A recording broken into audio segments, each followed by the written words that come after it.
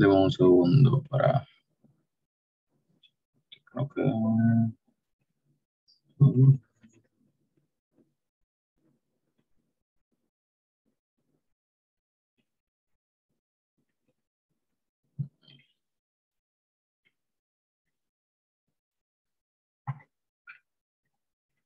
Ok. Ok. Nos quedamos fue aquí. En los kidney stones, ¿verdad? Entonces, listo.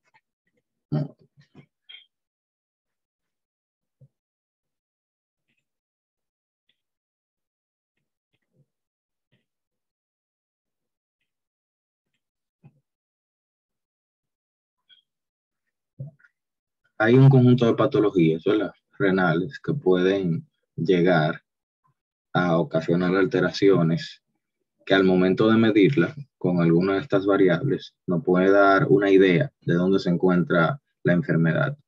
Si lo que te está causando falla renal es un proceso antes de los riñones, un proceso dentro de los riñones o un proceso por los riñones. Es como que tomar en consideración todo lo que le queda antes de llegar al riñón desde el punto de vista vascular y lo que le queda después del punto de vista del sistema de excreción, los túbulos, el uréter y todo eso. Entonces, el estudio de esta variable puede dar una idea. Esto es un complemento. Siempre la pregunta va a tener, tú sabes, el caso clínico característico que tenga básicamente las patologías, siempre renal. Las causas que podemos identificar ahí son todas de origen vascular, ya sea que cualquiera de los choques, cualquiera de la falla cardíaca, las arritmias, bloqueo, todas esas cosas. Aparte de eso, también modificaciones vasculares como la vasculitis, pero prerrenal. Y principalmente la afectación de las arterias renales por enfermedad de esa que las mujeres jóvenes que tienen displasia muscular, que pueden hacer estenosis de las arterias, incluida la arteria renal. También las alteraciones vasculares de cualquier tipo. Hay gente que nace con estenosis de esa arteria, entonces todas esas patologías pueden ser causa de unas patologías renales. Las intrínsecas son las que vamos a ver, bueno, espérate, por los síndromes nefríticos y nefróticos. Yo creo que fue ahí que nos quedamos. Yo me quedé hablando de los síndromes nefríticos, que me faltó Tú hablar. terminaste los nefríticos y hoy ibas a entrar a los nefróticos. No, fue al revés. Yo di los nefróticos y hoy sí, faltaba al revés.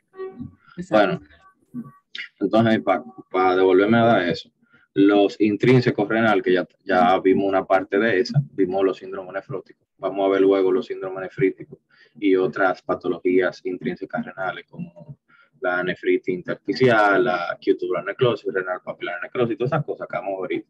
Y de la postrenal, básicamente son los kidney stones y todas las patologías que afectan.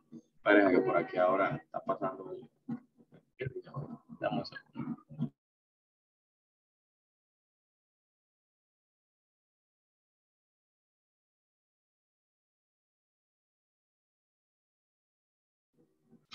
¿Ustedes han ido alguna vez ¿cómo que se llama? Al Carnaval de Santo Domingo? Sí, muchísimas veces cuando yo era niña. ¿Mm? Sí. Lo que pasa es que yo vivo cerca de donde lo hacen. Y, o sea, no di que súper cerca, yo vivo como a 2 calles. Pero me extraña eso cruzando por aquí, coño, qué oportunos. Pero ustedes me pueden escuchar bien, incluso con eso tocando. Sí, te escuchamos. Se escucha lejos realmente, pero realmente... Espérate, déjame acercarme más porque... ¿Y ahí? Sí, se escucha bien. Se escucha en el fondo que hay otra bulla, pero realmente tu voz se escucha. Ok. Entonces las postrenales son cualquier cosa que obstruya el circuito de drenaje, o sea, los uréteres, todas esas cosas, la vejiga, la próstata, todo lo que puede obstruir por ahí. Entonces hasta ahora hemos visto parte de las análisis. Después, esto lo que nos permite a nosotros es poder identificar si el caso clínico no es muy claro, aunque la mayoría de los casos es muy claro el caso clínico. Por eso usted con el tiempo va a aprender a identificar las cosas importantes.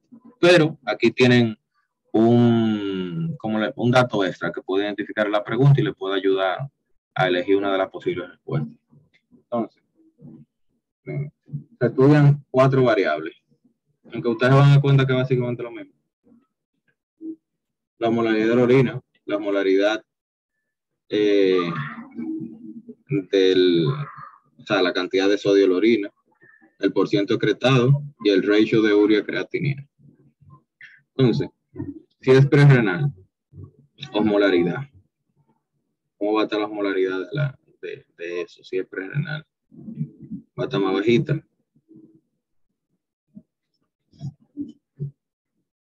Si lo comparamos entonces con cómo debería estar normal, va a estar más alta, ¿verdad?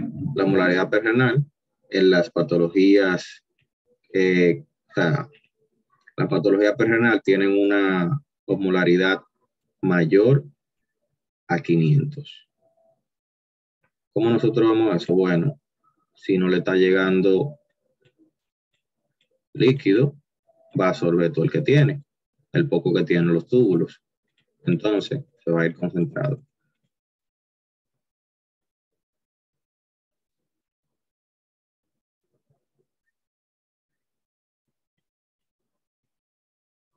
Bien, pero vamos a entender primero, vamos a terminar con lo otro, para que entiendan mejor. ¿Con qué que yo estaba escribiendo? ¿Con esto aquí?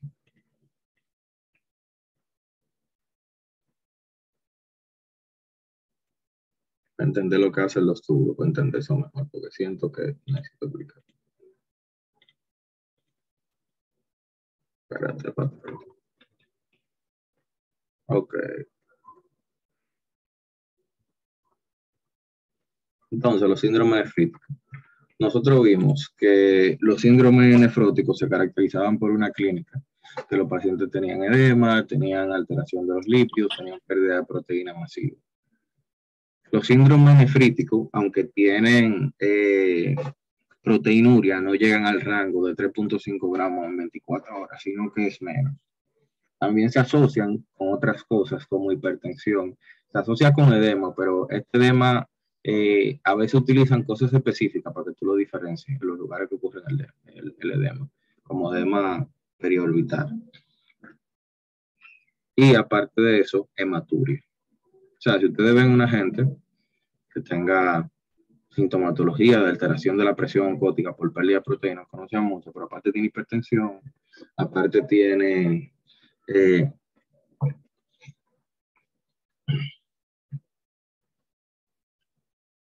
hematuria microscópica con fragmentos de glóbulos rojos con los sedimentos de red blood cell que vimos cuando estábamos viendo eso, porque es un proceso inflamatorio en el glomérulo, y como ustedes vean esos sedimentos, entonces piensen en síndrome nefrítico. Eso es lo que lo diferencia principalmente. Si lo comparamos con el nefrótico, que el nefrótico no tiene hematuria, el nefrótico no se asocia con hipertensión, y aunque el nefrótico se asocia con edema, y desde el punto de vista fisiológico, si uno lo asocia más y dice, mira, se están perdiendo más proteínas, sí hay edema. El edema aquí es más generalizado. En esto, cuando te hablan de síndrome nefrítico, hablan como de lugares específicos. Pero con lo de la hematuria y con lo de la hipertensión, con eso por ahí ustedes pueden comenzar a diferenciar. Entonces, la mayoría de estas patologías que ustedes van a ver aquí, como el nombre lo dice, nefrítico, tiene un componente inflamatorio. Por eso la mayoría van a ser enfermedades autoinmunes, ya sea por depósito de inmunocomplejo o por respuesta autoinmune directa a los componentes del glomérulo.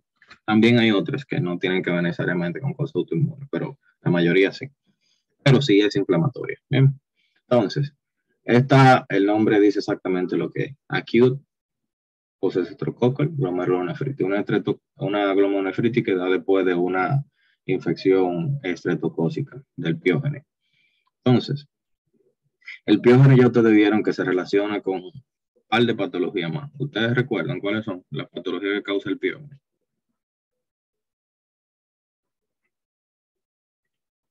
¿Sí o no? Hello. ¿Ustedes me están escuchando? Yo creo que meningitis. No, el piógene no causa meningitis. Yo estoy confundida porque... Sí, piógene está en la piel. Para llegar a causar meningitis es un problema. Causa, una de las causas comunes de amigdalitis, también causa impétigo, también causa abscesos en la piel, también causa, no de manera directa, pero como complicación, fiebre reumática y esta también no de manera directa, sino como complicación, porque es por el depósito de inmunocomplejo. O sea que el piojere causa enfermedad de manera directa, la mayoría tiene que ver con la piel o con la mucosa de la boca. Y de manera indirecta, ya sea por mimicidad antigénica, la fiebre reumática, o depósito inmunocomplejo aquí, como lo vamos a ver. Entonces, es importante, esa bacteria es importante, porque causa patologías que salen en los otros sistemas.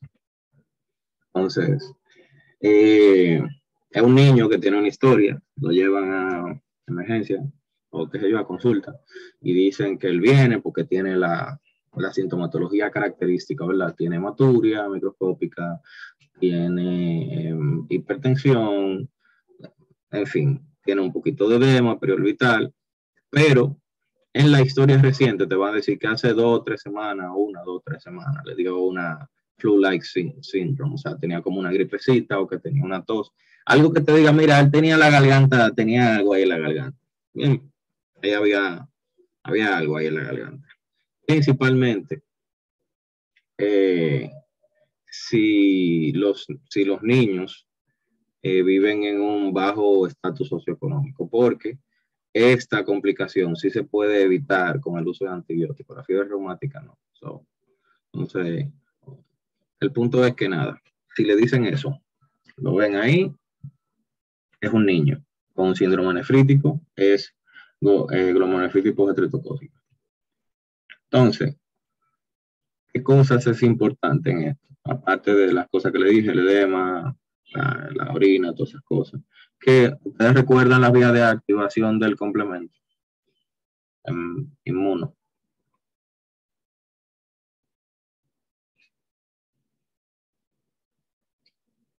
Si me responden rápido, entonces paso, porque es importante lo que les voy a explicar por lo del complemento. ¿Lo recuerdan, sí o no? Sí. ¿Cuáles son las vías de activación del complemento? Ok, esa es la parte importante. Concha, ¿cómo se les busca? Estoy buscando una imagen, aunque la pudiera buscar, pero...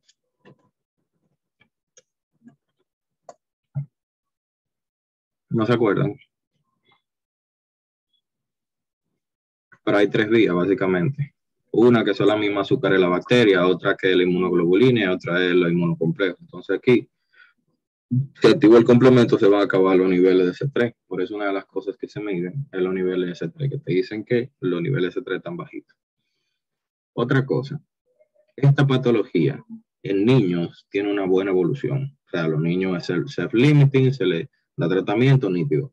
Mientras más vieja sea la persona que le dé esta patología, las complicaciones son peores. Usted se va a dar cuenta que la mayoría de esta patología puede evolucionar a una que acaba con el riñón de una vez, falla renal rápido, o sea, que se puede complicar la mayoría de estas.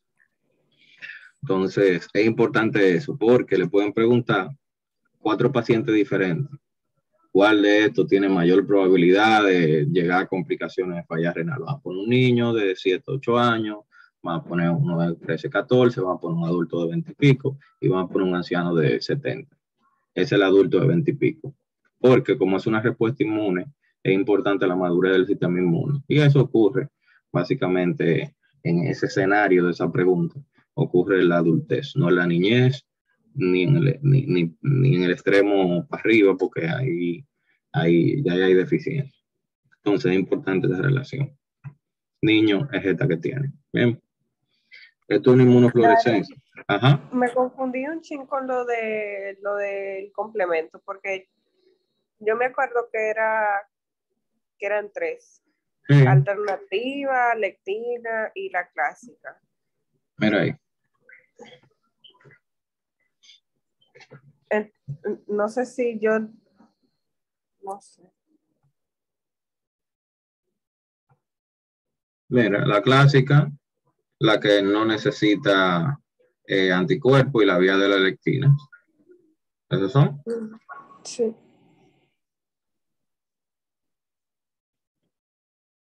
Pues recuerden que el inmunocomplejo tiene anticuerpos.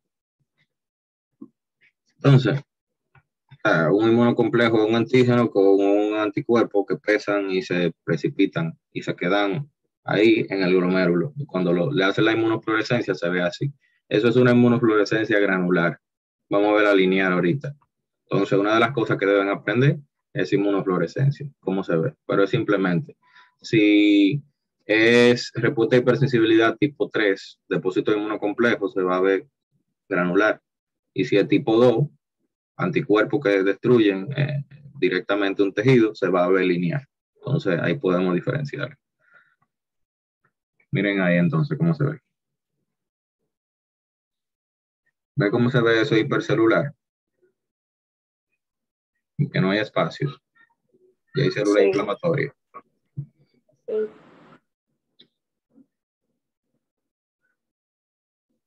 Algo que tiene y que busquen en la pregunta es subepithelial humps.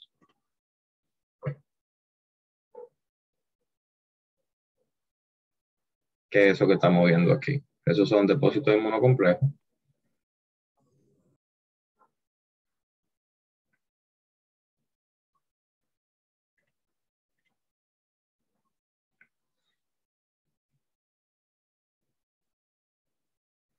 Entonces, esta es lo que dice el nombre también, rápido y progresivo glomerulonefritis. Rápido se refiere a que entran en falla renal, que necesitan trasplante muy, muy rápido.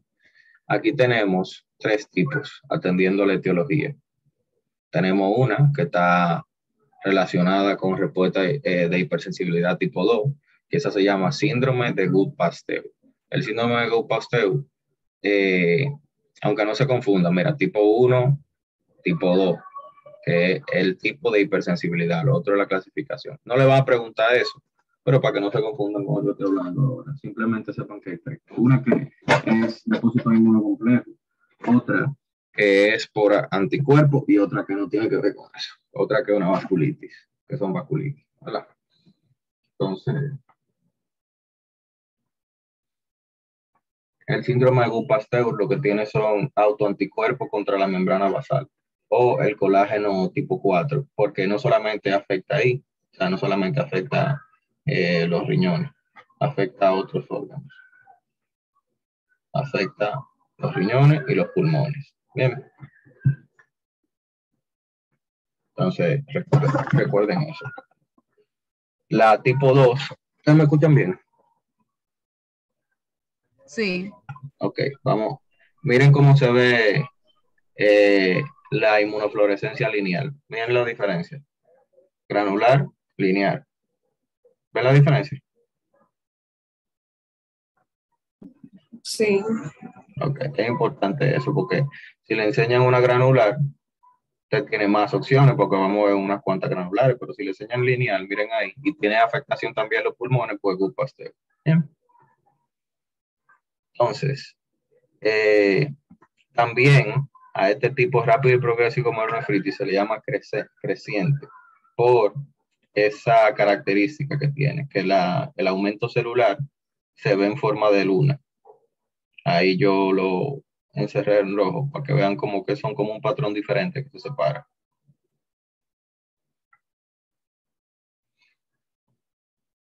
Entonces, la tipo 2, ahí tenemos dos patologías que pueden avanzar ahí, que es aquí, diffuse proliferative glomerulonefritis y la post-streptococcal glomerulonefritis. Pueden ser de la que son depósitos de inmunocomplejo. Ya post-streptococcal glomerulonefritis la vimos, dijimos que esa puede complicar, se puede complicar a esta, principalmente si son pacientes adultos. Bien, y la otra que vamos a ver, que es igual por depósito de inmunocomplejo, es la diffuse proliferative glomerulonefritis. O sea que tenemos 2 por depósito de inmunocomplejo, la post-streptococcal y la diffuse proliferativa. ¿Entendieron eso o se confundieron?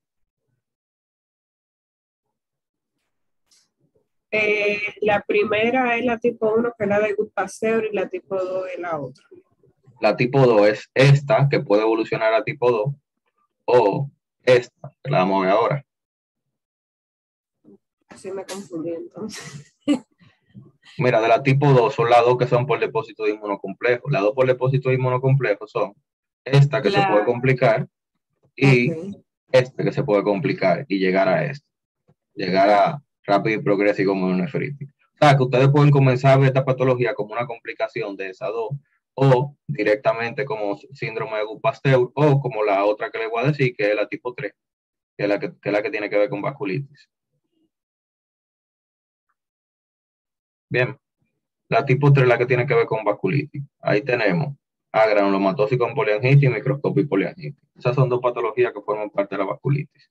Bien, la granulomatosis con poliangitis, quizá usted la recuerde más por el nombre de Wegener, que es una enfermedad que tiene cosas características de ella, que tiene, pues, produce formación de granuloma. Veríamos un granuloma a nivel eh, renal.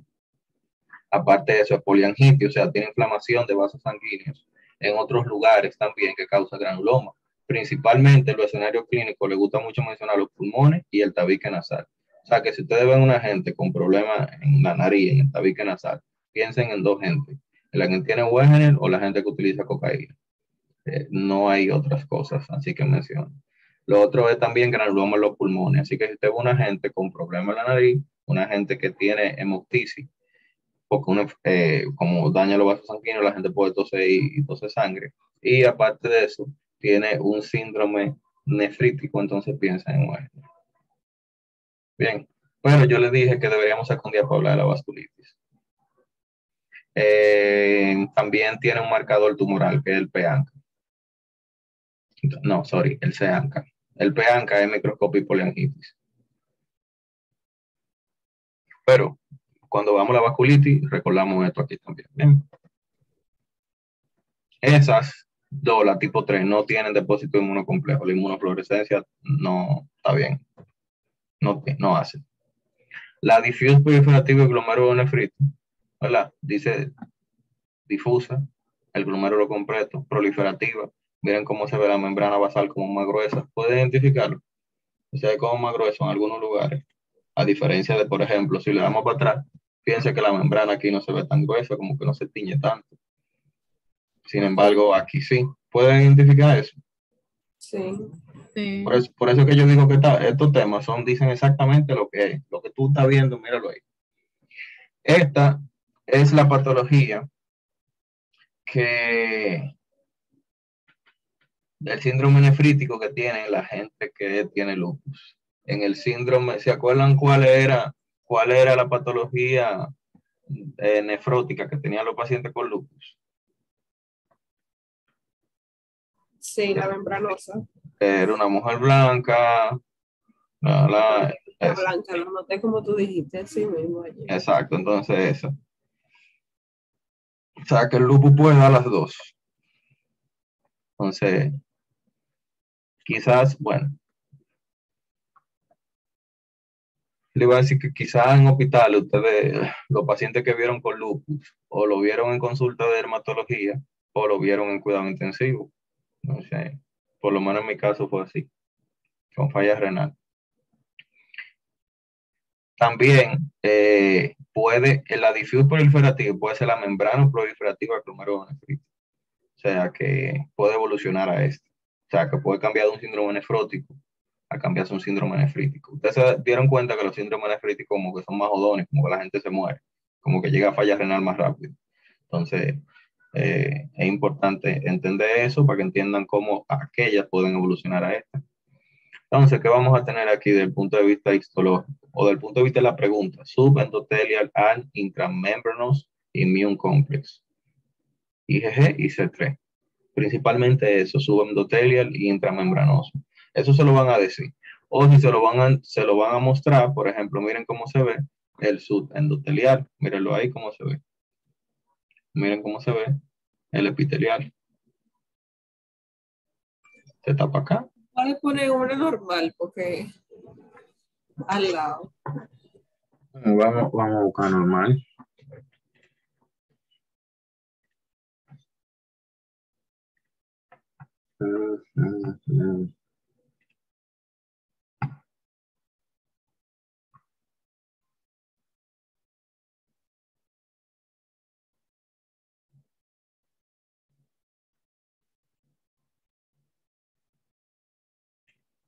Esta, o sea, esta no está normal, pero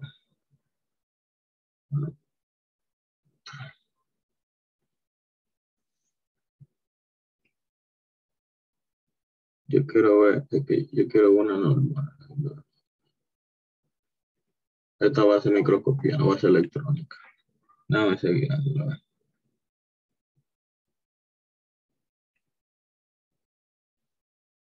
Mira, vamos a ubicarnos, porque ya yo sé, ya yo entiendo con lo que te falta. Con esta nosotros lo hacemos. ¿Está bien? Mira, a ti lo que te falta es ubicarte, ¿verdad? Saber de dónde a dónde. Sí. Ok, entonces vamos a esta vaina. Sí, es una vaina que debieron enseñar una histología, pero es que no tenía de esto. Nos movemos, mira, este es el vaso sanguíneo y para allá está el espacio de Bowman. Eso es un glóbulo rojo que está ahí. ¿Tú ubicas? Sí. Entonces, si es un glóbulo rojo, estas son las paredes del vaso sanguíneo. Del capilar, ¿verdad? Sí. Eso que está ahí, el endotelio vascular. Ven, mira aquí. Entonces, mira ahí donde dice endotelial. Mira aquí. Mira la membrana basal. Es esa rayita. Vamos a ponerla de otro color. Esta es la membrana basal. Pero esa es la membrana basal del epitelio de adentro, de ese que está creciendo así, de ese que crece aquí. Mira.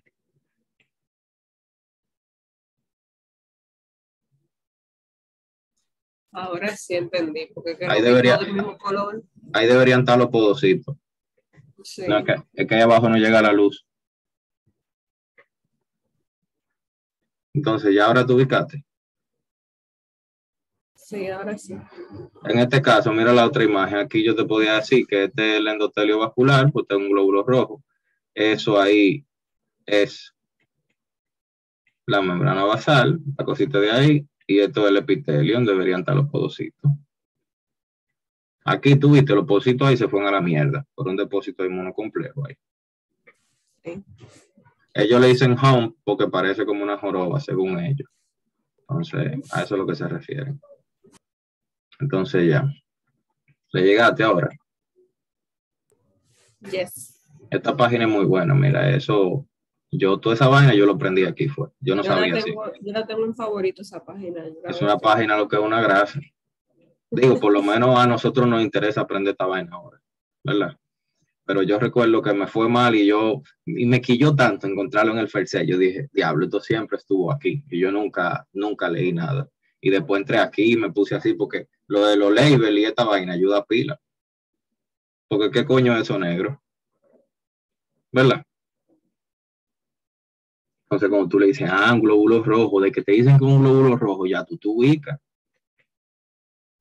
O por lo menos a mí me pasó así. Entonces, le llegamos a eso entonces. Vamos a buscar esa misma entonces que estamos viendo. Porque estamos con la gente que tiene la verdadera vaina.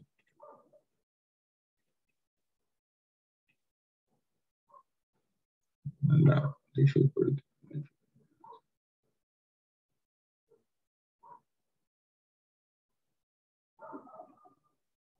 ¿y la diffuse proliferativa dónde está?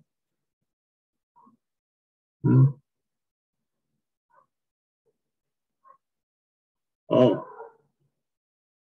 no veo la diffuse proliferativa aquí. Bueno, no importa. Mírala ahí. Ahí la tenemos. Y como les dije, son un depósito inmunocomplejo, por eso se ve granular. Granular versus lineal. Lineal versus granular. Granular versus lineal. Lineal versus granular. Se ven diferentes. Miren el nombre. Y puede ser nefrítico y nefrótico, pero como ustedes se fijan, el lupus también puede ser nefrótico y membrana proliferativo glomerular nefrótico. O sea que ahí con el nombre cuadra. Aquí, ¿qué tenemos? Nefropatía de IgA. Aquí vamos a ver depósito mesangial. Fíjense que tenemos como una expansión como del tejido conectivo que tienen eso ahí, que le quita la estructura glomerular. O sea, no se ve como glomérulo, se ve como que está como si fuera los nódulos de Kensington-Wilson, por en todos lados. No sé si puedo identificar eso que yo digo. Como que debería tener como canales así, como espacios. Como por ejemplo, esa no, porque verdad. Pero bueno, todo tan dañado, pero ustedes saben, entienden a lo que yo me refiero, ¿verdad? Que debería tener más espacios así. Está lleno de células, pero entienden a lo que yo me refiero. Déjame ver lo que dicen. Sí, Clarice entiende, ya, no importa nada más. Vamos a darle. Clarisa, espero que sean los otros también. Estos son depósitos de inmunocomplejo, pero de IgA. Entonces, ¿con qué relacionamos IgA? Con cualquier patología que tenga con IgA, tracto respiratorio, gastrointestinal y geniturinario, son lo que normalmente hay que relacionar rápido con eso. Entonces, si el niño, porque es más común el niño, y le voy a dar un escenario clínico que es muy característico, que es de la forma que pueden preguntar esto, tiene hematuria a repetición en varias veces en el año, 2 o 3, y cuando viene tiene historia de reciente gripe, reciente gastroenteritis, o sea que primero le da eso y después la hematuria. Entonces esta es la causa. Fíjense que teníamos los síndromes nefróticos, uno que era el más común, que era el de cambio mínimo, y en los síndromes nefríticos tenemos esta, que es más común en niños, la razón de hematuria ya macroscópica, porque como nosotros vimos, que la glomerulonefritis estreptocócica es más común en niños, pero recuerden, pónganse en contexto, esa es una enfermedad que no es muy común, porque tiene que ver con, primero, con que no recibe el tratamiento adecuado de cuando tenga la amigdalitis y por tanto la complicación, y también porque no es una causa de hematuria macroscópica. Si es niño, esta. Bien, si ustedes ven hematuria nada más. Entonces, respiratorio, GI tract, eso y así se ve. Los depósitos inmunocomplejos son de IgA, las otras no son IgA, las otras son IgM, IgG. Entonces, aquí tenemos esta otra que se llama síndrome de Alport. A mí me gusta ese nombre porque como que el nombre me dice que son los puertos. Y para mí los puertos, por ejemplo, los ojos son un puerto de entrada, el oído un puerto de entrada y la orina es un puerto de salida. Entonces, como que el nombre me ayuda. ¿Qué raro ustedes ven ahí? ¿Qué vaina rara ustedes pueden identificar? Vamos a ver si aprendieron a ver mi microscopía electrónica. ¡Wow! A ver, ¿qué cosas raras ustedes ven? O que el eritrocito, el glóbulo rojo está lejísimo de la membrana. Ah, es una alteración mortal. No tiene nada que ver ahí. Pero, los podocitos también, la membrana yo la veo bien, pero... No, la membrana no está bien. La membrana tiene una dilatación quística ahí.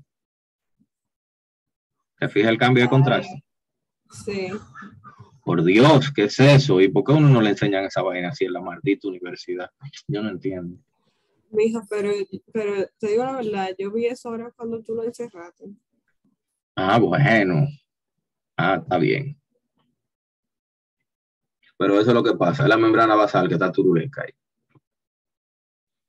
Aquí entonces lo que es una mutación del colágeno tipo 4, que ustedes saben que es el que está en las membranas basales. Bueno, y nada, se rompe la membrana esa, es una enfermedad que es ligada al X, dominante. Y como le dije, no solamente causa síndrome nefrítico en los pacientes, también causa alteraciones en los ojos. ¿Qué causa?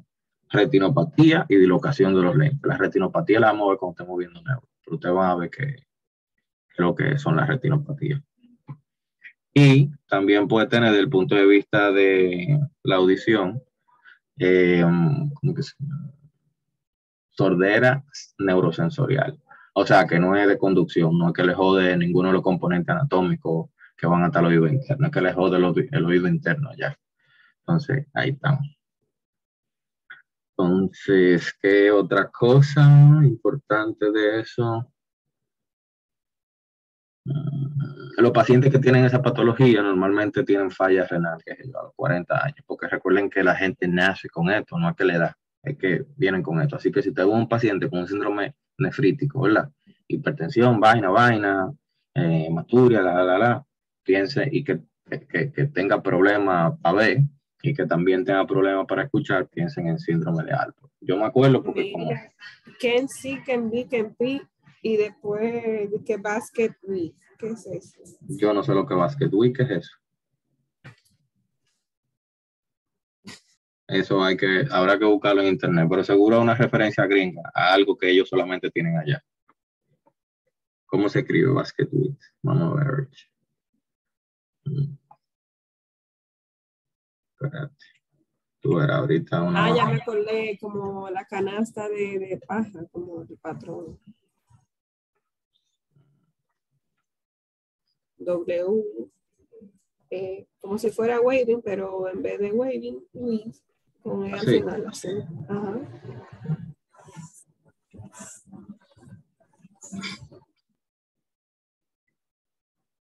Es una vaina de cana, qué sé yo. Exactamente. ¿Y en qué se parece? Bueno, sí, pudiéramos decir que se parece, porque hay una de un patrón y otra en otro. Esa gente se inventa. Yo seguro fue Sí. Moonshine quien bebió el que dijo eso. Pero nada, ahí lo tienen. No se confundan con Alport y con y Gut Pasteur. Uno se tiende a confundir. Una es autoinmune, ¿verdad? Destrucción, Gut Pasteur y los pulmones. Y Alport no es autoinmune, destrucción de la membrana basal. Destrucción no, es que no sirve. No hay nadie. Si ustedes se fijan, ahí no hay infiltrado inflamatorio, no hay depósito de inmunocomplejo, ahí no hay nada. Y lo que hay es una membrana basal, mal. Pero ya se fijan, aquí estamos en el vaso sanguíneo, el endotelio vascular, la membrana basal y el epitelio, que en este caso son los podocitos.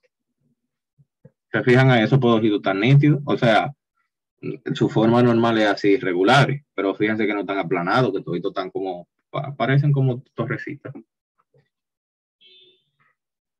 Para la comparación con la de cambios mínimos, que podemos ver eso. Aquí, déjame buscar una imagen mejor, porque esa imagen yo recuerdo que la cogí de mi oferta. Esa imagen no está de nada.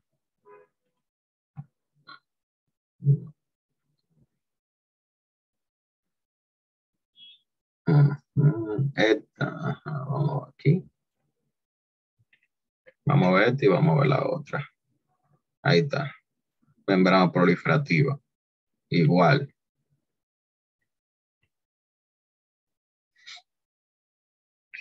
¿Qué es esta? Su endotelial depósito de inmunocomplejo. ¿Dónde vamos a ver eso? La vamos a ver aquí. En la otra.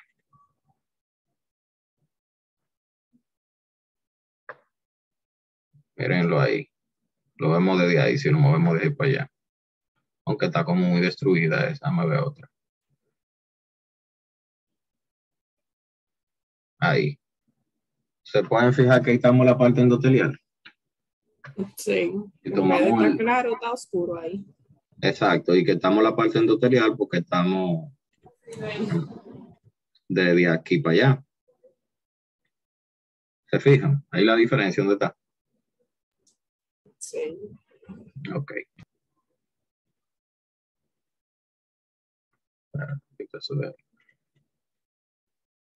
Entonces, eso que vemos en la otra imagen, en la anterior de esa, es la expansión mesangial. Eso que vemos aquí, en la microscopía normal.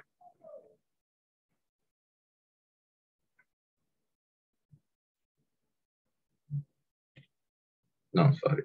Aquí. Ahí se ve como más grueso todo. Como que el mesangio, ¿verdad? No se ven espacios, no se ven tanto.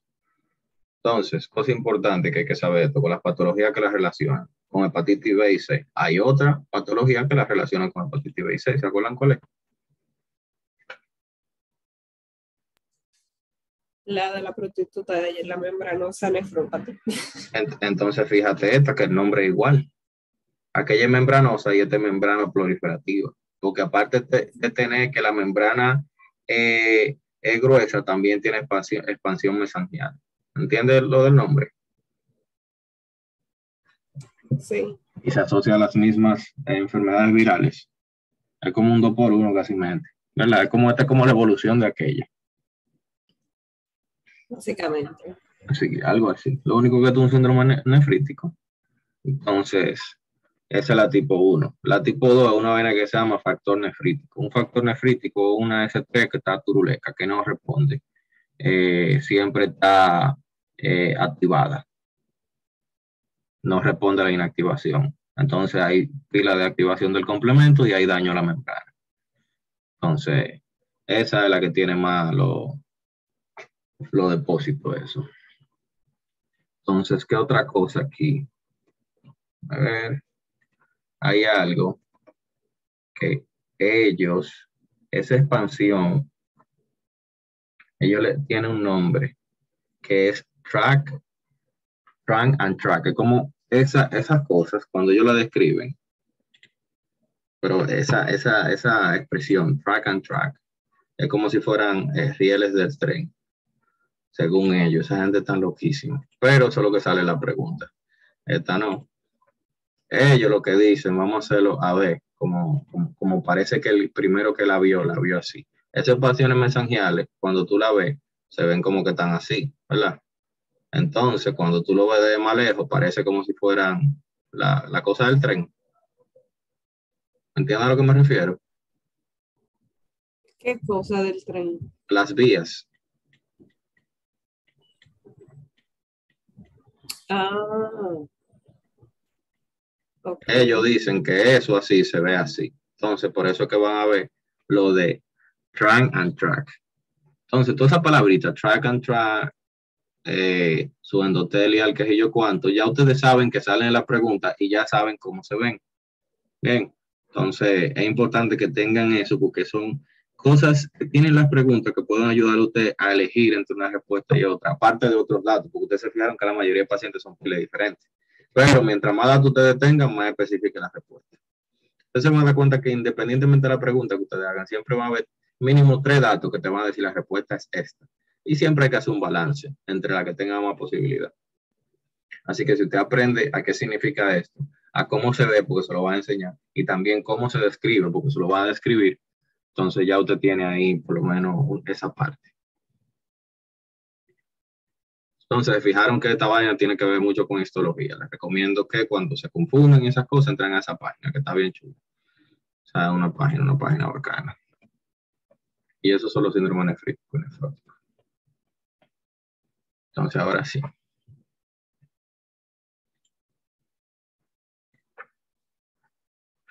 Bien, ¿por qué se caracteriza eso? Disminución de la función renal, con aumento de uricreatinina y como nosotros vemos la disminución de la función renal de manera más aguda con la modificación en la cantidad de orina que se produce. Oliguria, que es menos de lo normal, creo que menos de 524 horas, y anuria, nada. Entonces,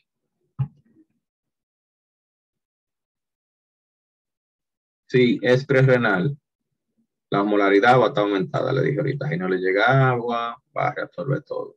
Bien, entonces, si no le llega agua, la cantidad de orina, la cantidad de sodio en orina, ¿cómo va a estar? ¿Por dónde llega el sodio? Va a estar menor, porque si no está llegando, no debe haber mucho. Y la cantidad excretada también va a ser menor, porque si no está llegando, pues menor. El ratio va a estar mayor a 20. ¿Cuál es el ratio? Usted agarra la urea y la creatinina. Imagínense que usted tiene, qué sé yo, la urea en 60 y tiene la creatinina en 2. Recuerden que la urea es normal como está 40 y pico y la creatinina está 1. Y si usted hace eso, eso le va a dar 30. Si ese número está mayor, entonces eso le dice que eso es prerrenal. Eso por si se confunden en las preguntas. Y como que quieren elegir entre una respuesta y otra y al final no saben si tienen la urea y creatinina, pueden hacer ese calculito rápido. O sea, hace esa división entre una y otra y si le da más de 20, pues listo. Ya ahí saben que es prerrenal. Aunque no creo que necesariamente es algo tan útil si usted analiza bien el caso clínico, porque es un paciente que va a tener algún tipo de disminución del gasto cardíaco o de vasodilatación generalizada o de, qué sé yo, pérdida de sangre, como sea. En la intrínseca, que son de la mayoría de los síndromes nefríticos, nefróticos y otra patología que vamos a ver ahora. Entonces, aquí, como ustedes se fijan, al revés. ¿Cómo va a estar la osmolaridad de la orina? Pues va a estar disminuida. Aquí, todo va a estar aumentado. Aquí igual aumentado. Y aquí, como usted hace el ratio, le va a dar menos de 15. Entonces ya usted tiene dos formas de diferenciarlo. El que más usted va a utilizar esto, porque estos estudios aquí arriba casi no lo ponen. Tiene que ser una pregunta muy, muy específica. ¿El que más van a utilizar esto? Ustedes hacen eso, fíjense. Mayor, menor. Prerenal, renal. Las postrenales, ahí no importa mucho porque varían. Entonces, con la historia ustedes se van a dar cuenta. Si tiene alguna obstrucción en el sistema de túbulo o la vejiga, el ureter, todo eso. Pero lo más útil de esto es el ratio de la urina y la creatinina. Siempre que ustedes lo tengan, si el tiempo les sobra, si tienen duda, ustedes lo hacen. Para que como que piensen así, ¿no?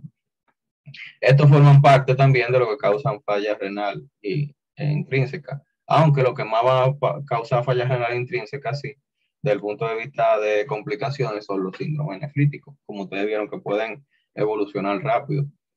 Entonces, aquí tenemos la nefritis intersticial aguda, nefritis inflamatoria.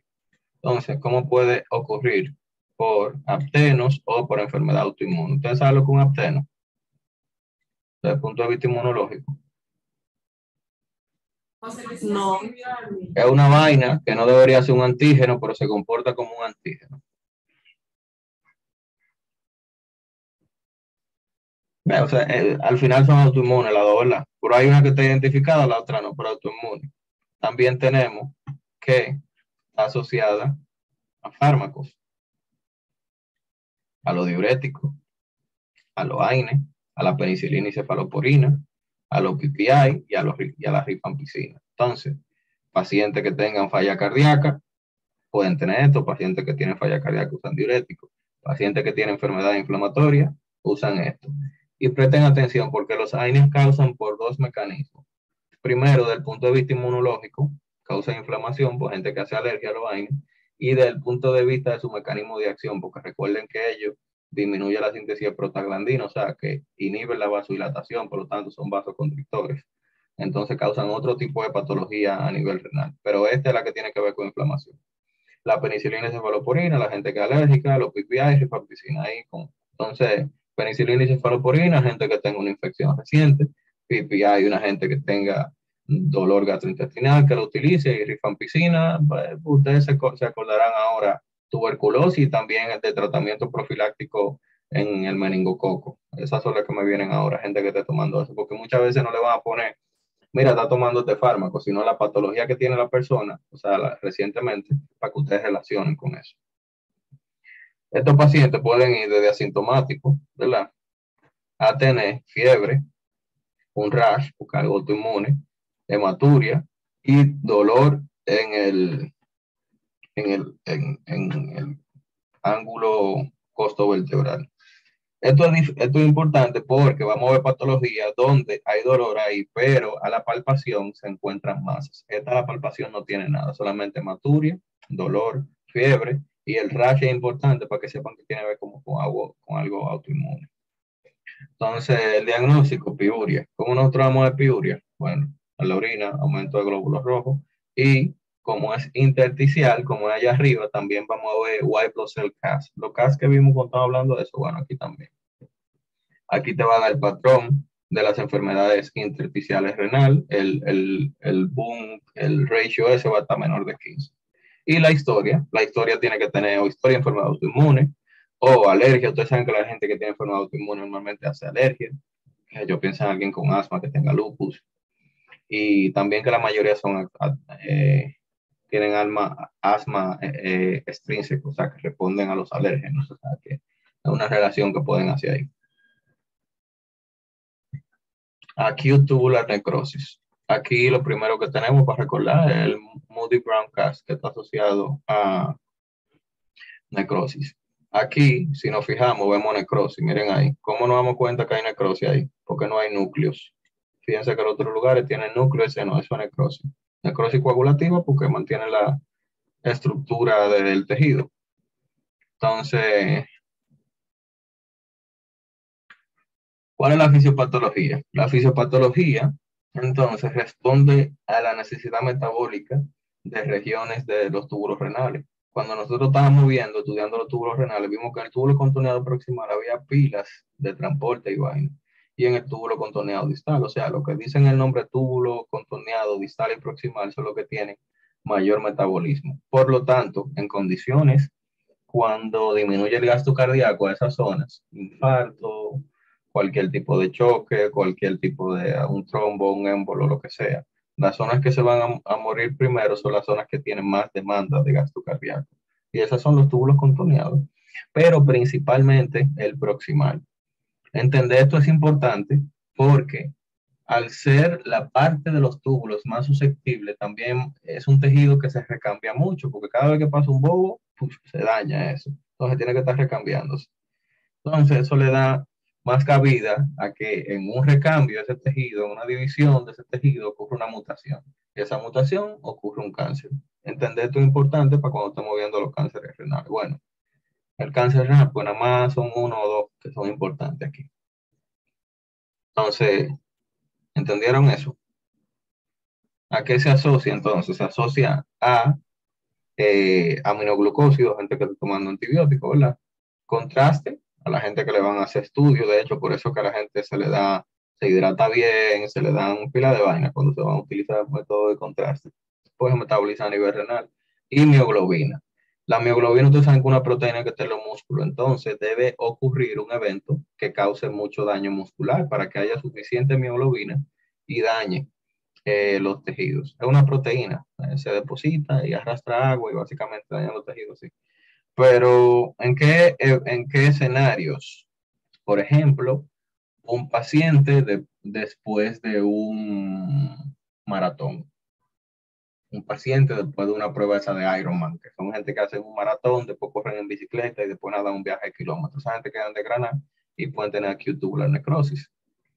Una gente que sufra un accidente y tenga mucho aplastamiento muscular o que le caiga una roca arriba o un accidente de tránsito muy traumático, todas esas cosas pueden darte acute tubular necrosis. Por la mioglobina y también porque te puedes desangrar, ¿verdad? Entonces, tiene dos fases. Tiene primero la fase de mantenimiento, donde los pacientes no van a orinar, no van a poder excretar el potasio, por eso va a tener hipercalémico.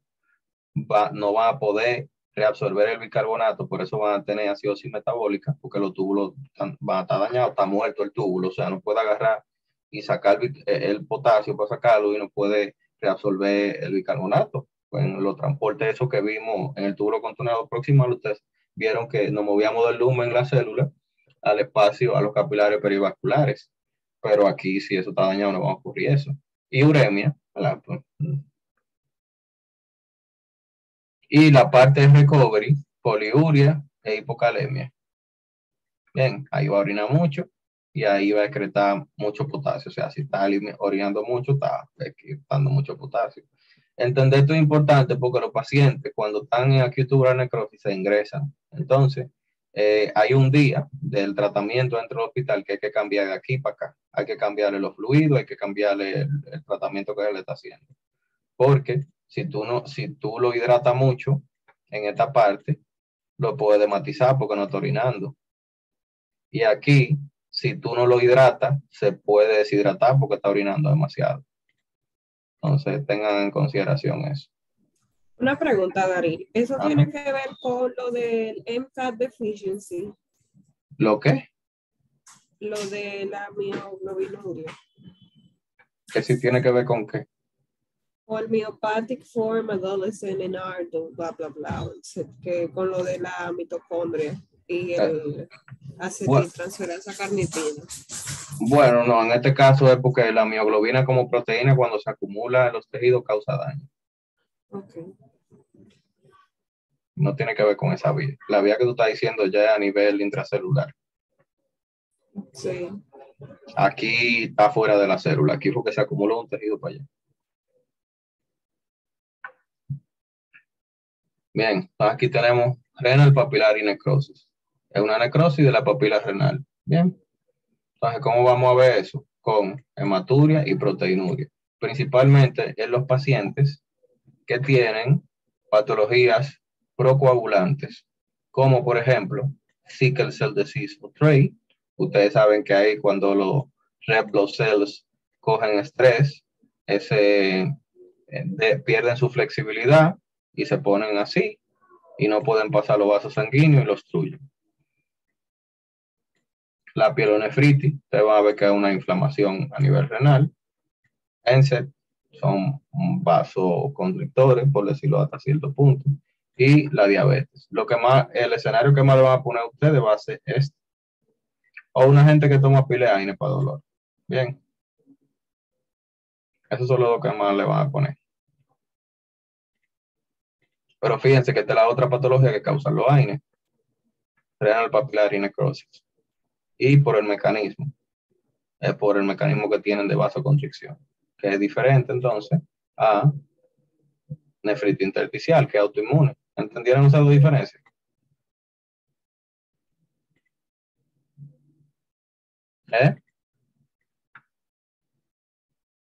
Hello.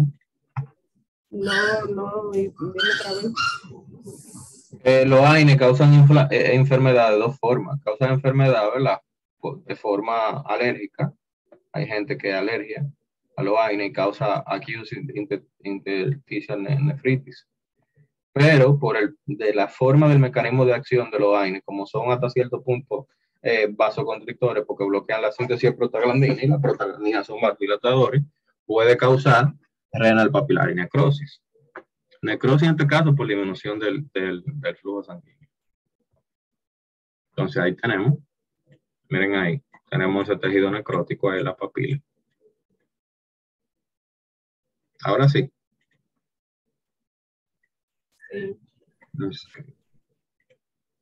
Entonces, esta enfermedad la vimos al inicio, ahora la vemos de nuevo para explicarla bien. Hay dos enfermedades que tienen quistes en los riñones. Está la del adulto, que se llama autosómica dominante enfermedad poliquística. Está asociada a estos dos, Polycystic Kidney Disease 1 y 2. Tiene quistes en la médula de la corteza. De hecho, se ve hasta hacia afuera, mira el riñón completo. ¿Cuál es la presentación aquí? En el adulto, dolor, hematuria, hipertensión. Fíjense que a diferencia de a ver,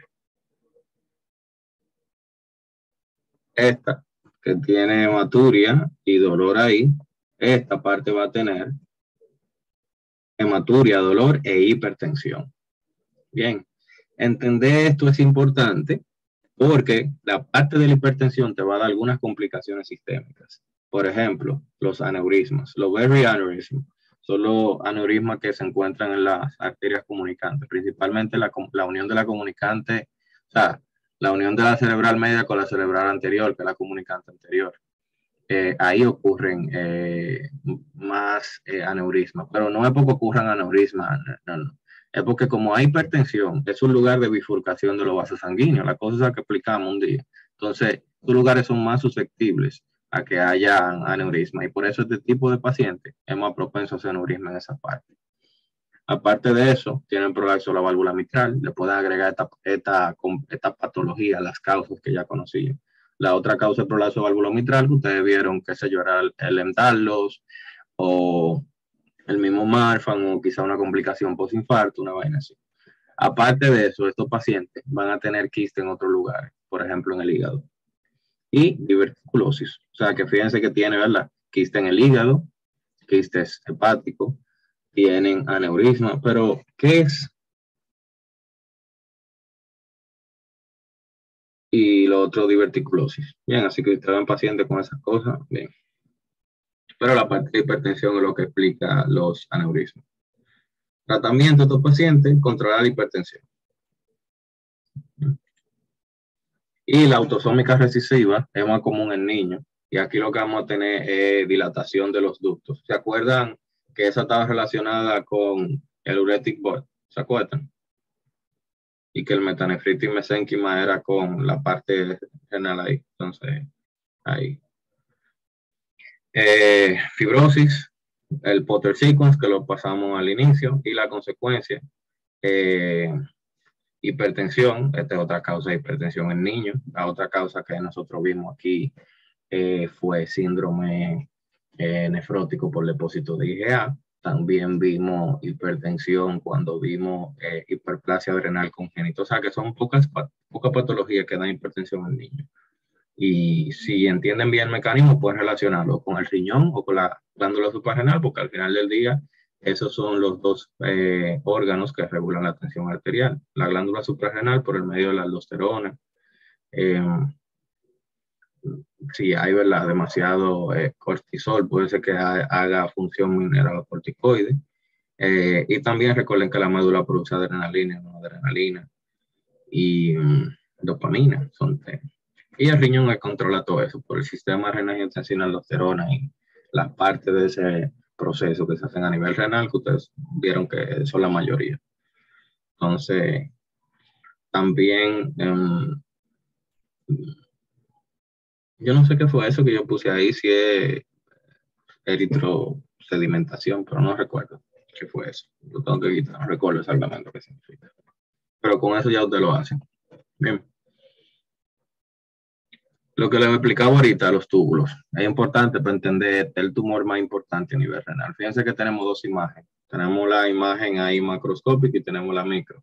En la macro, miren ahí, se ve todo eso. Todo eso es tejido adiposo. Por eso lo describen como un tumor grande que se ve golden yellow, por si ven esa descripción ahí. Y del punto de vista histológico, se ve así. Esos lípidos se ven entonces a nivel celular como un citoplasma claro. Por eso se le llama a eso células claras y son poligonales. Fíjense que, mira, esa parece un hexágono, esto también, y así. Entonces es importante esa descripción porque se la van a enseñar o se la van a describir. Este es el más común primario. ¿Cuáles son los riesgos que tiene? Donde afecta el túbulo contorneado proximal. Claro. Un hexágono, ¿a dónde? ¿Un hexágono a dónde? Sí. Oh, mira esa, donde tengo el puntero, cuéntale la esquina. Son 6. Sí, pero... No, o sea, que son tienen diferentes formas de figuras geométricas, por eso es poligonal, y que yo dije, pero mira, por ejemplo, esa parece un hexágono, eso fue lo que me referí. Okay. No son tan redonditos, sino que tienen forma así como si fuera un mosaico. ¿En qué te confundiste? No, que yo veo ahí células de todo tipo y yo digo, ¿cómo con un hexágono? Sí, pero fíjate que esa parece eso. Pero son así, que se ven como cuadraditas. Parece, mira, eso parece ahí como empedrado. Pero a eso que ellos se refieren. Pero si tú quieres, si la forma te confunde, no importa. Mira el citoplasma claro, no hay ninguna. De hecho, no hay ningún tumor que hemos visto a nivel renal. No te va a confundir con esto. Célula clara. Y microscópico, eso es lípido y se ve así. Y lípido macroscópico se ve así. Con eso yo creo que tú lo haces. ¿Está bien? Sí. Entonces, asociado a fumar y a obesidad. Presentación. Aquí es importante porque le agregamos algo. Teníamos hipertensión, teníamos hematuria, teníamos dolor, pero a este ahora se agrega una masa. Bien, si tiene masa, piensen en esto. Y más si parece un paciente que tiene un tumor, ¿verdad? ¿Con qué está asociado? Con policitemia. En los riñones se produce la eritropoyetina. Entonces, por lo tanto, puede producir policitemia por eso. Recuerden que si esa policitemia es por un tumor, no depende de las concentraciones de oxígeno. O sea, la gente puede tener la concentración de oxígeno bien, o sea que es primaria, no secundaria, como ocurre en otros escenarios. Ni es por mutaciones del JAK, nada, es simplemente esto. Del JAK2, bueno, como veamos hematomo eso, pero no es aquí, eritropoyetina. No solamente el riñón produce eritropoyetina, también lo produce el hígado, Por eso hay patologías que incluyen el hígado ahí. También creo que el vaso y la puede producir también. Pero el vaso no hay mucha patología asociada con él. Solamente que se destruyen otras. Entonces, ¿qué más? Varicocele del lado izquierdo. ¿Por qué del lado izquierdo y no del lado derecho? A ver, ¿quién se acuerda? Recuerden que las venas gonadales, hay una, la derecha, drena directamente. Y la izquierda llega primero a la vena renal y después entonces que drena. Por eso entonces la izquierda puede tener varicocele de ese lado. Von Hippel-Lindau es una patología que vamos como estamos viendo neuro, pero esa patología da 3 tumores. Da aquí renal, da feocromocitoma y da tumor en infratentorial, o sea, en el cerebelo. Entonces, 3 letras, 3 nombres, creo que también tiene el cromosoma 3, una vaina bien. Esta es una de las patologías multisistémicas que puede dar entonces este tipo de tumor. Y también puede producir PTH-related peptide. PTH-related peptide es, ¿verdad? Como su nombre lo dice, un péptido que se parece al PTH, por lo tanto, hace la función del PTH. Y ustedes saben lo que hace la PTH, ¿verdad? Entonces ya ustedes saben. Eso sería un síndrome paraneoplásico. Hay otra patología también que es un síndrome paraneoplásico, que la vamos a ver cuando estemos viendo las enfermedades respiratorias, bueno, los tumores pulmonares. Ahí vamos a ver otra. Pero sepan que hay tumores que producen péptidos así, que se parecen a sustancias fisiológicas y por tanto pueden actuar como si fuera una de esas. Tratamiento, cirugía, eso, no le voy a preguntar nada de esta vaina, nada de tratamiento, sino con qué se relaciona, qué puede producir. Cómo se ve, clear cells y eso.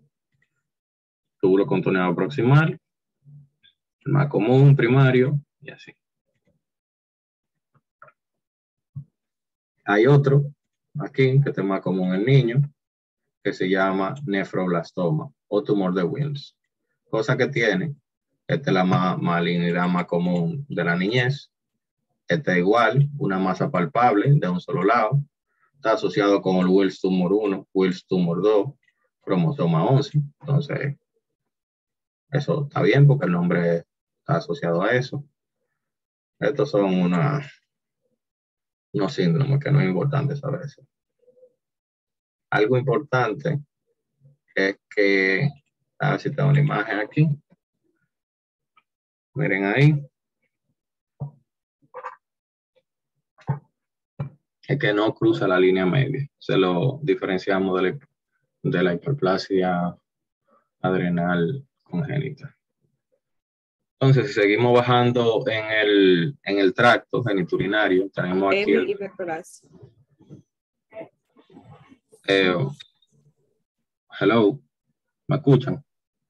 Sí. Si seguimos bajando, tenemos el transitional cell carcinoma, que está en el epitelio transicional, que es el epitelio de la vejiga. Entonces, y ¿verdad? De la vejiga y del uréter y todo eso. ¿Con qué está asociado? Con fármacos y con fumar. Principalmente con el punto de vista vamos a decir que los tintes son un fármaco, ¿verdad? Pero la gente que trabaja utilizando tintes, una peluquería, la gente que trabaja en una vaina textil de teñir cuero y esas cosas. Ciclofosfamida, ustedes se van a dar cuenta con antineoplásico y fanacetina, no me acuerdo lo que es, pero fumar, tinte y antineoplásico. Y este es la causa más, el transitional cell carcinoma. Bueno, está asociado también a una infección de un parásito. Ahora mismo se me olvida el nombre. ¿Ustedes recuerdan cuál es? Creo que es chistosoma. Chistosomiasis, sí, creo que es ese. Y es la causa más común de hematuria a repetición en adultos. Tener carcinoma de células transicionales. Entonces, ahí se ve que hay un crecimiento celular desorganizado demasiado. Tienen que decirle de dónde tomaron la muestra. Si le dicen que el ureter de la vejiga, entonces, y ven esa vaina así, bueno, pues, hidronefrosis. Aquí es distensión o dilatación de la pelvis renal y los cálices. Esto ocurre por una obstrucción, o sea que la hidronefrosis puede ser una complicación de las enfermedades obstructivas inflamatorias de las vías del uréter. Entonces, cualquier cosa, por ejemplo, un kidney stones que causa inflamación ahí, puede ocasionar hidronefrosis porque no va a poder filtrar, o sea, no va a poder filtrar, sí, lo que no va a poder mover eso que filtró hacia adelante porque está obstruido. Y eso ustedes saben que va a modificar la presión hidrostática del lado del capilar, o sea, del lado, sorry, la presión hidrostática del lado del espacio de Bowman, por lo tanto se va a oponer al filtrado. Y eso puede ocasionar entonces fibrosis. Una de las causas más... Repite eso, que no entendí. Ok, vamos a dibujarlo. Mira, que yo decía que si yo tengo, ¿verdad? Eso, este es el espacio de Bowman. Y a los túbulos para allá, imagínate que yo tengo una obstrucción ahí. ¿Qué va a pasar con el líquido? Normalmente nosotros tenemos la sangre que cruza por aquí, que se filtra. Pero si eso está obstruido, eso se va a acumular aquí. Y eso va a aumentar la presión hidrostática en el espacio de Bowman. Entonces, antes podía pasar más para acá, porque la presión era mayor. Sin embargo, ahora, como eso está lleno de líquido ahí, no puede pasar tanto. Pasa menos, se filtra menos. Y esto entonces, todo esto se dilata porque se llena de líquido. Todo. Eso es hidronefrosis. Ahora sí entendiste. Sí. Ok. Una de las causas comunes son infecciones a repetición. Y de las causas a repetición son el reflujo vesículo-ureteral. ¿Qué es eso? Cuando, desde el punto de vista anatómico, donde entran los uréteres, vamos a suponer, ahí estamos por atrás. Esa es la vejiga. Imagínense que ahí están los hoyitos donde entran los uréteres, por atrás de la vejiga, y aquí adelante está por la de la uretra. Eso anatómicamente se llama el trígono vesical. Y hay gente que esta partecita de aquí atrás la tienen como media turuleca, como que está mal, como que está como media volteada y no cierra bien. Entonces, si no cierra bien, cuando esto se llene de pipí,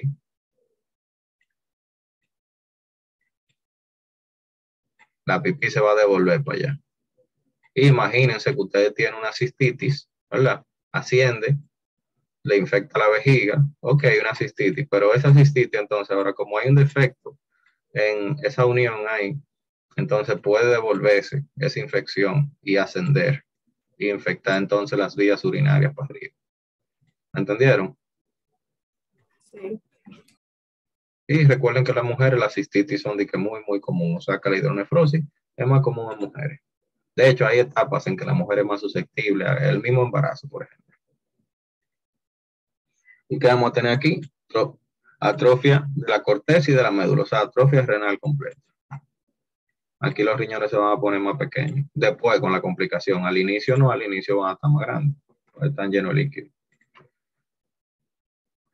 Miren ahí la dilatación, a eso se refiere. Según Netflix. Y el oncocitoma es un tumor muy raro, quizás no se lo pregunten, pero es de los túbulos colectores, a diferencia del otro, que es el túbulo contorneado proximal y quizás el túbulo contorneado distal, pero este es. ¿Qué cosa va a tener esto? Que va a tener un infiltrado eosinofílico, mucha mitocondria, pero sin clearing perinuclear, porque eso es lo que me va a permitir identificar el otro, que el otro tiene un citoplasma que no tiene nada y solamente lípido. Entonces, ¿cómo se va a presentar este? Hematuria sin dolor. Flan pain con el topan, ya dominan más. Pero si se fijan, son lo mismo que da el otro tumor, lo mismo. La diferencia aquí es histológica. Este es eosinofílico. El otro no. El otro no se ve eosinofílico, se ve claro. El nombre lo dice. Ahí tengo una imagen aquí. Miren ahí. Si tiene un tumor, miren cómo se ve uno. Y miren cómo se ve el otro. ¿Se ven diferentes? ¿Mm?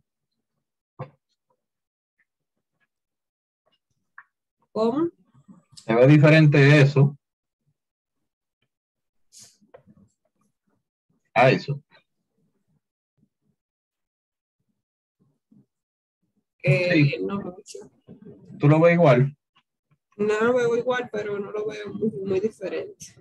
Fíjate, mira la célula, mira los núcleos. Alrededor de la célula, esos punticos que tú ves son los núcleos. Alrededor de esos punticos más oscuros está rosado. Fíjense eso. Tú lo estás comparando con el carcinoma. Sí, es con el carcinoma. Sí, con el otro, porque son los dos, igual la misma clínica da los dos. La diferencia es los túbulos que afecta y la histología. Entonces, fíjate esos puntos que están alrededor de algo rosado. Aunque estamos en... No se ven igual, entonces, ¿no? No, estamos también en aumento diferente. Aquí estamos a nivel, estamos más lejos aquí. Este está más cerca. Pero si tú te fijas alrededor del núcleo, lo que es una vaina clara. Sí. Ok, entonces esa es la diferencia. Este te lo va a preguntar menos, pero ya tú sabes que el primero, no, sinófilo, el último sí. Entonces, aquí entonces está el squamous cell carcinoma de bladder, que como yo le dije, pues es una complicación que evoluciona a hidronefrosis. O sea, una causa, te va a ver aquí. Que, hablamos de eso ya, cuando decíamos que era una metaplasia, que cuáles eran los lugares. Sí. Creo que yo no recuerdo si fue aquí, porque... Sí, que se dijo que estaba en el esófago de Barrett, estaba vagina, recto y esta. No, esta yo creo que no, porque esta no es una metaplasia, es una displasia y ya. Okay. Entonces, toda una irritación crónica de la vejiga. ¿Por qué patología? Por schistosoma hematobium o cistitis crónica, principalmente la gente que tiene alteración anatómica ahí, la gente que fuma y nefrolitiasis crónica. Fíjense que son los mismos factores de riesgo para la hidronefrosis, básicamente. Urinary tract obstruction, ¿qué es eso? Nefrolitiasis, ¿verdad? Fumar. Sí. Entonces, bien. Fumar está asociado con todos los tumores de la vía urinaria.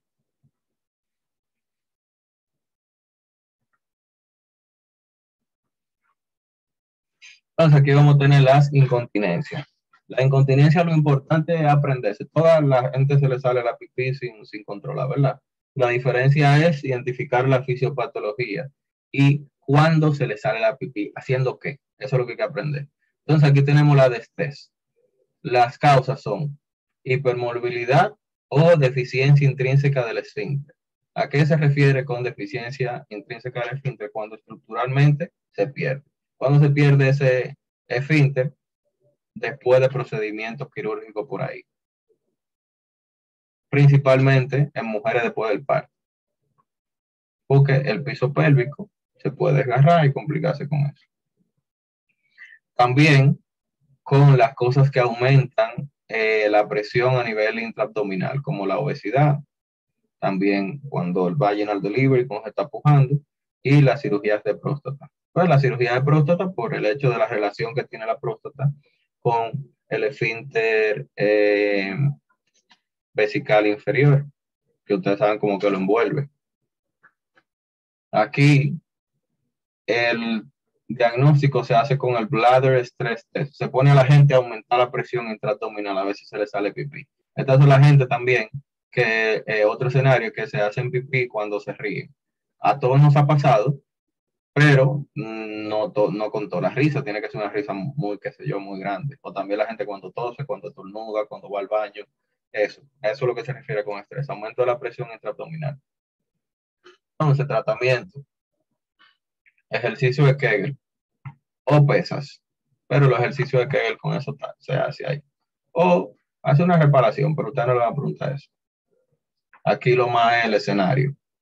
Piensen que obeso, vaginal delivery o cirugía de próstata y que se les sale la pipí cuando aumenta presión intraabdominal, haciendo maniobra de Valsalva, tosiendo, estornudando. Eso.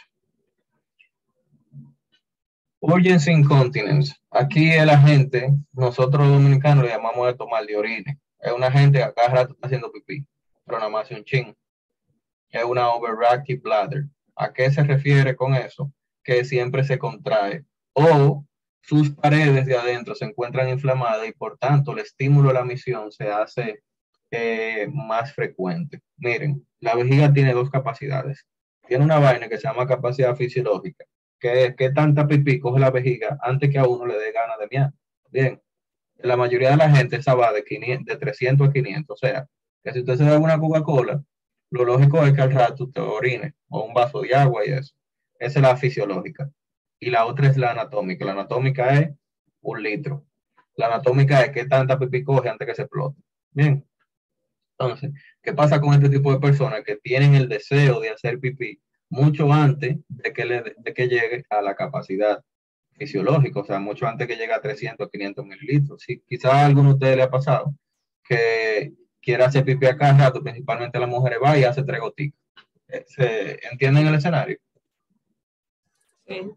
Ok, entonces ese, primero, si es una causa infecciosa, bueno, pues se trata la causa infecciosa. Si no es eso, se hace ejercicio de Kegel, o si no, se utiliza antimuscarínico, porque el esfínter ahí abajo está, o sea, el esfínter no, la mucosa, bueno, la musculatura, no mucosa, la musculatura de la vejiga tiene receptores muscarínicos M3. Entonces, si damos antimuscarínico, no vamos a producir esa contracción. Ahí también hay unos receptores beta 3 y una vaina, pero con los muscarínicos vamos a entender más.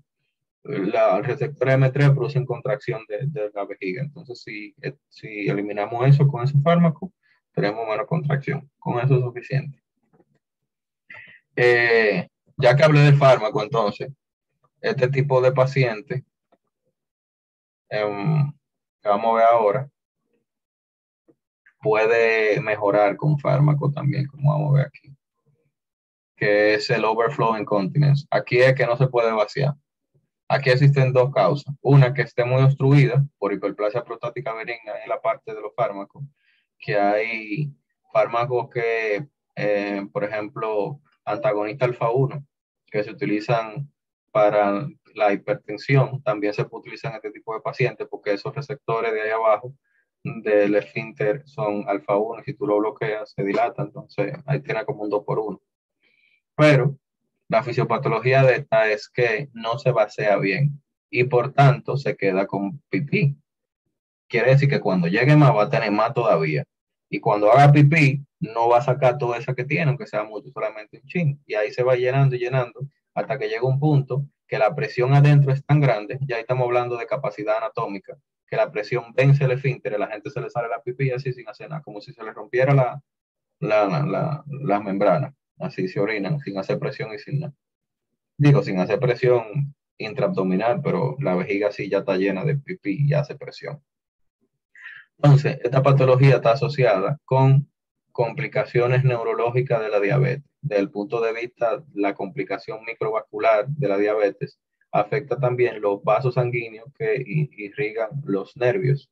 Entonces, si se pierde esa sensibilidad de la vejiga de poder registrar la distensión que ocurre, por ejemplo, cuando se llega a capacidad fisiológica para causar el estímulo de orinar, si eso se pierde, entonces lo otro que va a quedar va a ser la capacidad anatómica y por tanto esperar que esa presión venza para poder orinar la presión del esfínter.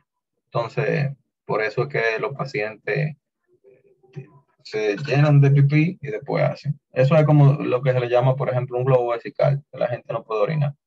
Básicamente esto. Si el globo vesical se deja evolucionar, eventualmente o va a vencer la presión o la va a vencer por algún otro lado. Y el tratamiento ahí es cateterización. Meter un catéter, si se puede por abajo o si no, suprapúbico.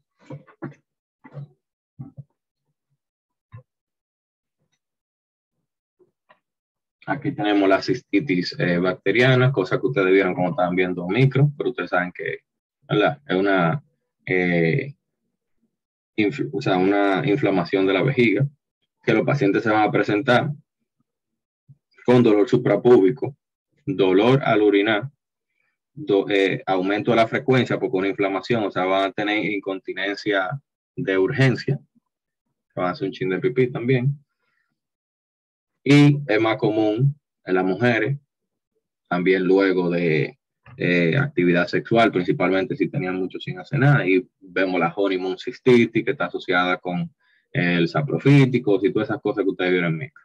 También está asociada a los catéteres. Mientras más días tú duras con un catéter, más tiempo tú tienes de que te cause una enfermedad. ¿Recuerdan cuáles son las bacterias que están asociadas a catéter? Epidermidis, por ejemplo. Diabetes. Los pacientes de diabetes son como un caldo de cultivo, básicamente. Y en las patologías que tienen dificultad para vaciar. Por ejemplo, la overflow incontinence. O sea, que la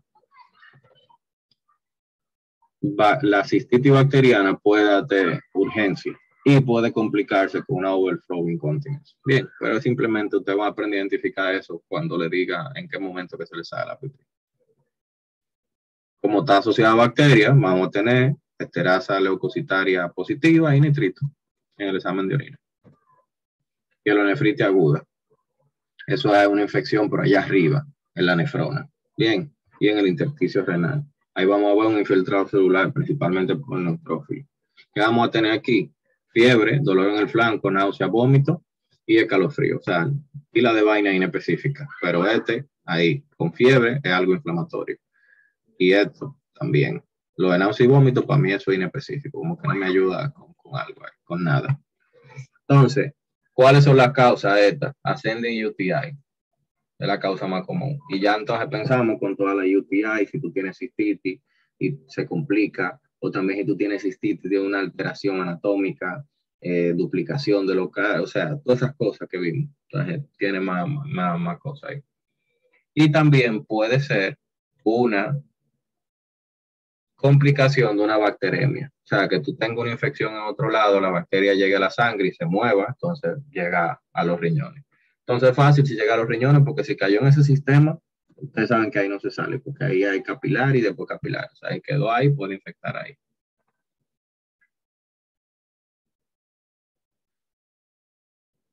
Factores de riesgo, ¿verdad? Como son asociados a infección, y nosotros vimos que antes teníamos cistitis, entonces, y se relaciona a catéter, bueno, pues igual, obstrucciones con los kidney stone, vesiculuretal reflux, que ya lo vimos, diabetes y pregnancy. Esta es muy importante porque es una de las complicaciones más temidas en mujeres embarazadas. Claro, porque como yo le dije a ustedes, las infecciones son más comunes en mujeres por la cercanía que tiene la mucosa de la uretra, la mucosa de la vagina, la mucosa del ano y todas esas cosas. Pero también en estados como el embarazo, las mujeres son mucho más susceptibles. Por eso, el riesgo de pielonefritis es muchísimo mayor en embarazadas. Y ahí entonces, complicación, pielonefritis crónica, y la complicación de la pielonefritis crónica, que vimos que son los cánceres de los uréteres, también cáncer de la vejiga, renal papillary necrosis, que ya vimos lo que es, periphrenic access, que es un acceso bacteriano alrededor de los riñones, y urosepsis, que básicamente bacterias ahí. Pero todos son complicaciones y se fijan de la misma inflamación y también de la disminución del flujo sanguíneo. Miren ahí cómo se ve. Todos esos núcleos que vemos ahí grandes, todos son neutrófilos. Son polilobulados, más o menos. Aquí que estamos viendo, papillary necrosis. Eso es un riñón, una tomografía, y esas zonas que no cogen contraste están necróticas. La pielonefritis crónica, ¿verdad? Porque aquí tenemos la aguda. Esta es importante porque causa una patología que cuando estábamos viendo tiroides la mencionamos, porque ustedes como que preguntaron algo de eso. Pero la pielonefritis crónica está causada por la misma vaina que causa aquella, lo único que mucho tiempo. Y aquí, del punto de vista histológico, lo que va a cambiar es que los túbulos van a tener un caso eosinofílico que va a aparecer tejido tiroides. A ver si lo vemos aquí, mírenlo ahí. ¿Se acuerdan que esto se parecía, el tejido tiroides parece a esto? Parece coloide. Coloide, ¿verdad? Sí. Entonces, si es un riñón que le están enseñando y se ve como un tiroide, es pielonefritis crónica. Eso también se le llama tiroidización del riñón, kidney tiroiditis, eso mismo.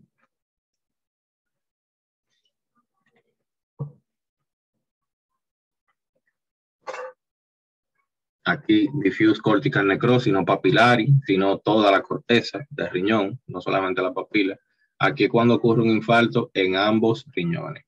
¿Cuándo ocurre eso? En vasoespasmos, principalmente en vasoespasmos que regulen el flujo ambos, o en DIC, que es diffuse intraseminal coagulation, intravascular coagulation, la coagulación intravascular diseminada, porque va a afectar a ambos. Y la renal osteodystrophy es la complicación que tienen a la pérdida de la función renal que ocurre, ¿verdad? Los pacientes que tienen falla renal. Aquí lo que pasa es que no pueden metabolizar el calcio. O sea, no, ustedes saben que no que lo metaboliza él, sino que recuerden que actúa la vitamina D activándola y también la hormona paratiroide. Pero si tú no tienes eso, bueno, pues se pierde. Eso puede darte a consecuencia de enfermedad renal crónica y causar hipoparatiroidismo secundario, porque las concentraciones de calcio van a disminuir porque no se van a poder reabsorber a nivel renal, y también las concentraciones de fosfato van a aumentar porque no se van a poder excretar. Entonces, eso ustedes saben que activa la hormona paratiroide y por tanto es una causa secundaria de hiperparatiroidismo, que si lo ubicamos en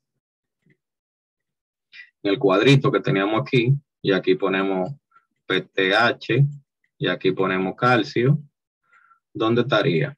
En la letra A, en la letra B, en la letra C, en la letra D o en la letra E. ¿En cuál estaría?